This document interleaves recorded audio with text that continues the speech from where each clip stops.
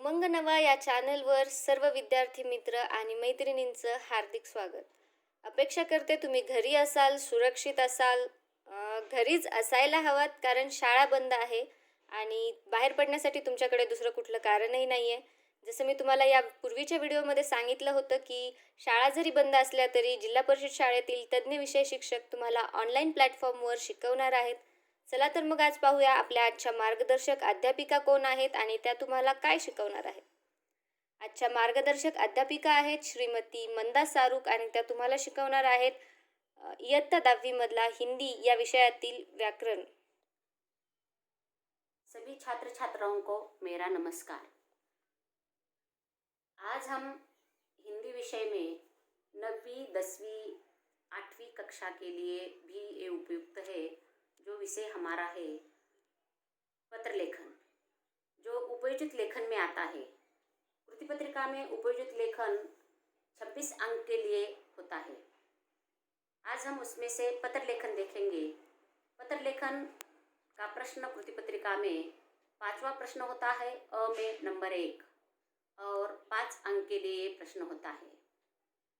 अगर हम पत्र लिखने के लिए सोचते हैं तो पहले हमें उसमें कुछ ध्यान में रखने योग्य बातें हैं। वो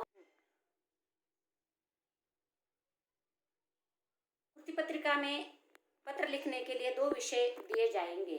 एक विषय अनौपचारिक पत्र से संबंधित होगा और दूसरा औपचारिक पत्र से।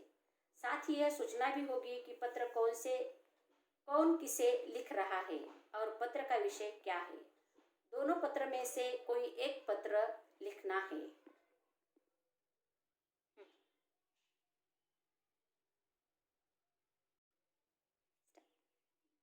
इन 2 विषयों में से हम आज अनौपचारिक पत्र देखेंगे।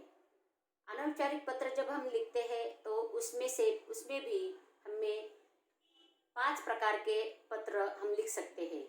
पहला है उसमें बधाई पत्र, दूसरा धन्यवाद पत्र, तीसरा शुभकामना पत्र, चौथा निमंत्रण पत्र और 5वां है संवेदना पत्र। तो आज हम अनौपचारिक पत्र का प्रारूप कैसा होता है ये देखेंगे। तो देखो, पत्र लिखते समय पहले हम दिनांक लिखेंगे। दिनांक, कौन सा दिनांक? जो भी प्रश्न पत्र में दिया जाता है वो लिखना होता है। अगर प्रश्न पत्र में दिया नहीं है तो आप अपने दिल से लिख सकते हैं। तो 8 नवंबर 2020 ये हुआ दिनांक। उसके बाद संबोधन, प्रिय निशा। उसके बाद अभिवादन, अभिवादन में हम नमस्कार, नमस्ते ऐसा लिख सकते हैं। तो सप्रेम नमस्कार। अगर हमारे बरोबरी वाले हैं तो हम क्या लिखते हैं? सप्रेम नमस्कार लिखते हैं। तो देखो,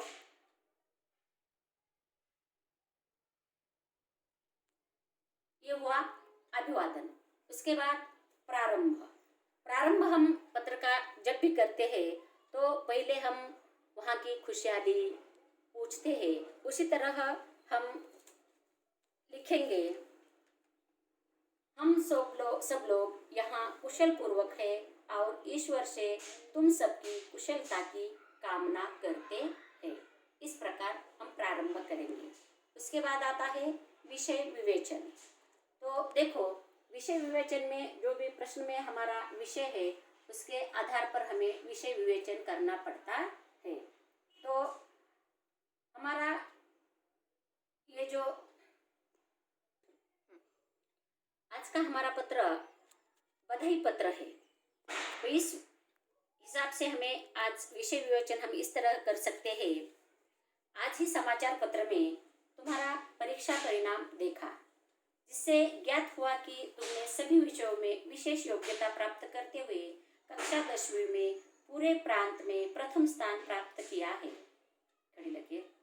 मित्र, कॉमा देकर आगे लिखेंगे हम, यह जानकारी जानकर मुझे असीम आनंद हुआ। खड़ी लकीर। हम लिखते समय आप सभी लोग ये ध्यान में रखें, कॉमा, खड़ी लकीर जहाँ भी है वो वहाँ दे दे। व्याकरण की शुद्धता के आधार पर हमें ये पत्र लिखना है। अगर हम ऐसा नहीं करेंगे तो हमारे अंक कट सकते हैं। इस दूसरे परिच्छेद में लिखो, अपनी इस विशेष उपलब्धि पर मेरी हार्दिक बधाई स्वीकार करो। तुम्हारे परिश्रम और प्रतिभा को देखकर हमें आशा थी कि तुम अवश्य कोई कीर्तिमान स्थापित करोगे।